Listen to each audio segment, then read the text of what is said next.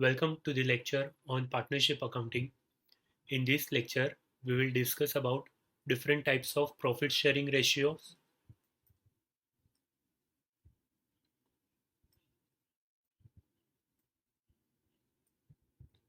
such as old ratio, new ratio, sacrifice ratio,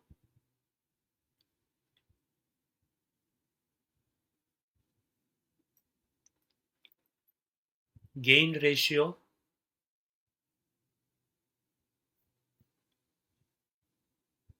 and methods of valuation of goodwill.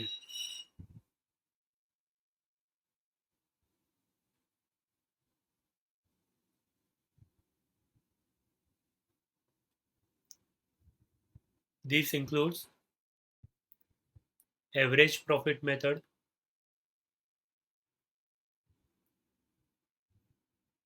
super profit method, annuity method, and capitalization of super profit method.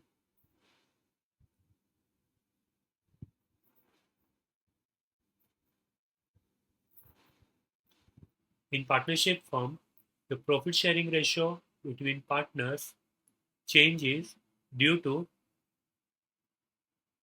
reconstitution.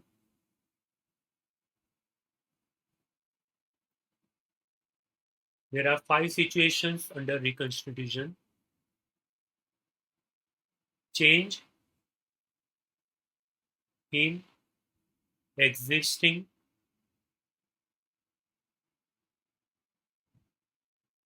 profit sharing ratio,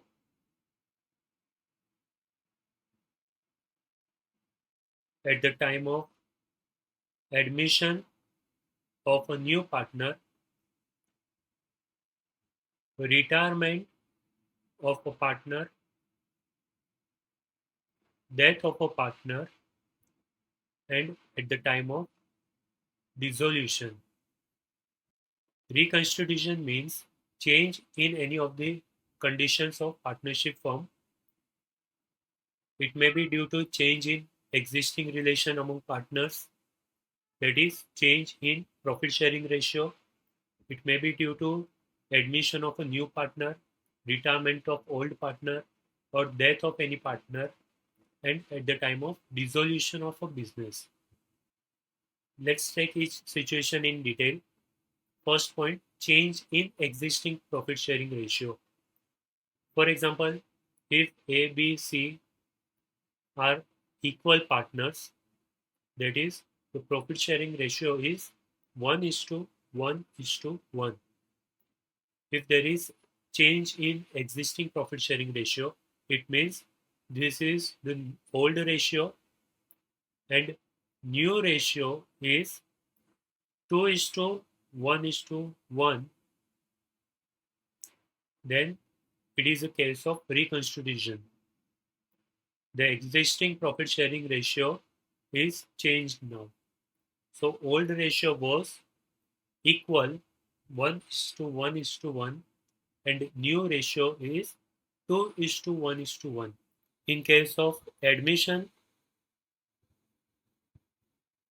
of a new partner,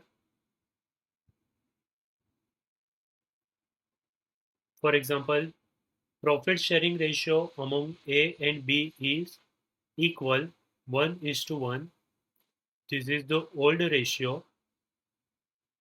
It means if there is a profit of 30,000 rupees, it will be distributed among A and B by 15,000 and 15,000 each.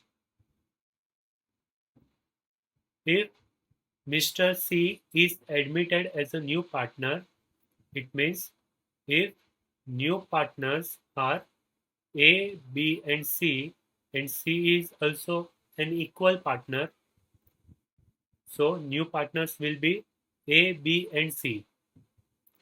A and B are old partners.